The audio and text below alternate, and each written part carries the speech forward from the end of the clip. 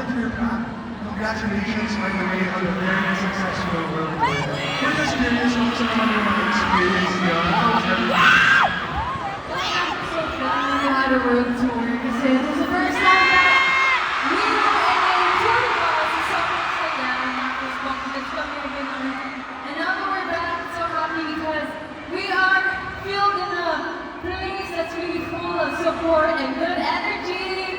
Yes, and I just want to say thank you so much, Jollibee.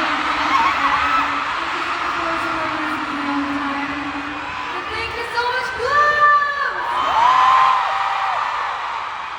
Alam niyo ba guys, naka-break talaga ang Bini this July, pero pinili yung pangalan at Starlight,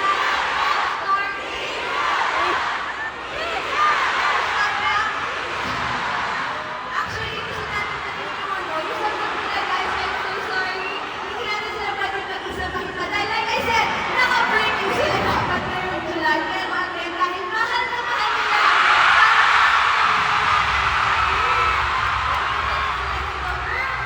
how does it feel? We're starting once again back to Star Magic All-Star Games. Siyempre po, sobrang saya po talaga na makapag-perform po ulit dito. And maraming salamat sa ABS-CBN na palagi kami ni-invite sa All-Star Games. And actually, isa na sa mga sobrang naging training grounds namin para mas excellent talaga. And dahil sa tulong na dahil sa mga mahal na kapamilya, may dala natin sa iba't ibang lugar, iba't ibang bansa yung talento ng Pilipinas.